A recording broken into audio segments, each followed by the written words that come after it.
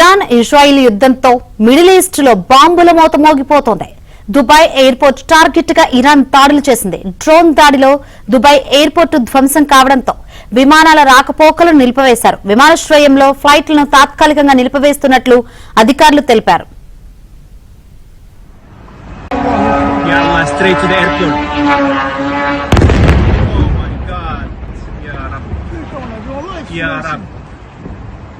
Ya Rab, straight to the aircraft. Ya Allah, straight to the airport. Oh my God. Ya Rab. Bahrain లో చిక్కుకున్న 59 మంది పర్యాటకులు క్షేమంగా ఉన్నారు. కేంద్ర మంత్రి రామ్మోహన్ జోక్యంతో ప్రత్యేక విమానం ఏర్పాటు చేశారు. సీఎం చంద్రబాబు ఆదేశాలతో విదేశాల్లో చిక్కుకున్న వారి సమాచారాన్ని కేంద్ర మంత్రి రామ్మోహన్ నాయుడు ఎప్పటికప్పుడు తెలుసుకుంటున్నారు.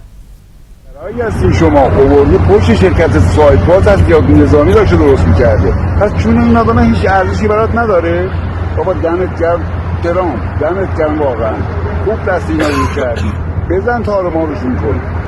بابا عجب بی پدرایی هستی شما آوردی پشت شرکت سایت باز از یاد نظامی داشته درست میکرده. پس چون این آدم هیچ ارزشی برات نداره. రైట్, దుబాయ్ ఎయిర్పోర్ట్ టార్గెట్ గా ఇరాన్ దాడులు చేసింది. మరిన్ని వివరాలు అందించేందుకు మా ఢిల్లీ బ్యూరో చీఫ్ కృష్ణ సిద్ధంగా ఉన్నారు. కృష్ణ, శంకరి, బహ్రెయిన్ లో చిక్కుపోయినటువంటి 59 మంది భారతీయ పర్యాటకులు ఇప్పుడు కొంత ఉపశమనం పొందారనే చెప్పొచ్చు. వాళ్ళకి కొంత ఏదైతే కేంద్ర మంత్రి రామ్మోహన్ నాయుడు వారితో ఎప్పటికప్పుడు మాట్లాడుతూ వారి బాధలు తెలుసుకుంటూ అదేవిధంగా వారు తిరిగి రావడానికి ప్రత్యేక విమానాన్ని ఏర్పాటు చేయడంతో వాళ్ళంతా కూడా ఊపిరి పీల్చుకున్నారు. బహ్రెయిన్కి వెళ్ళినటువంటి 59 మంది భారతీయ పర్యాటకులు కొన్ని సాంకేతిక కారణాల వల్ల విమానాలు రద్దు అవడం వల్ల అక్కడే చిక్కుకుపోయారు. ఏపీ సీఎం చంద్రబాబు నాయుడు ఆదేశాల మేరకు కేంద్ర మంత్రి రామ్మోహన్ నాయుడు రంగంలోకి దిగారు.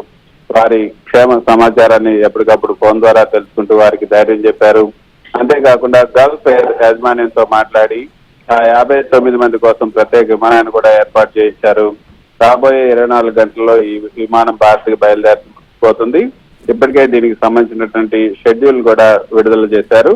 అయితే సాధారణంగా విదేశాల్లో చిక్కున్నప్పుడు ఈ రాయబార కార్యాలయాల ద్వారా ప్రక్రియ అనేది నెమ్మదిగా జరుగుతూ ఉంటుంది. కానీ ఇక్కడ సీఎం అదేవిధంగా కేంద్ర మంత్రి నేరుగా పర్యవేక్షించడం వల్ల ఈ సమస్య అనేది కొద్ది రోజులు అంటే సమస్య త్వరితగతిన పరిష్కారానికి నోచుకుందనే చెప్పొచ్చు.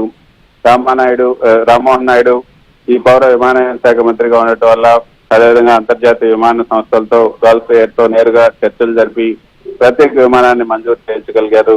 ఇది ఆయన శాఖాపరమైనటువంటి పట్టును కూడా సూచిస్తుందనే చెప్పొచ్చు. మరోపక్క రాష్ట్ర ప్రభుత్వం కేంద్రం మధ్య ఉన్నటువంటి బలమైన సమన్వయం కూడా ఇక్కడ స్పష్టంగా కనిపిస్తుంది. తెలుగు పర్యాటకులు అదేవిధంగా భారతీయులు ఎక్కడ ఇబ్బంది పడినా కేంద్రం అండగా ఉంటుందనే భరోసా కల్పించడంలో ఇది సఫలమైందనే చెప్పొచ్చు. విదేశాల్లో ఉన్నప్పుడు ఇలాంటి అనిశ్చితి ఎదురైనప్పుడు ప్రయాణికులు తీవ్ర ఆందోళనకు గురవుతారు.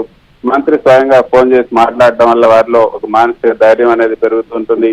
అదేవిధంగా కేంద్ర మంత్రి రామ్మోహన్ నాయుడు సమయస్ఫూర్తితో వ్యవహరించి గల్ఫ్ ఎయిర్ అధికారులను ఒప్పించడం వల్ల 59 మంది ప్రయాణికులు ఇబ్బందులు తొలగిపోయాయని చెప్పొచ్చు.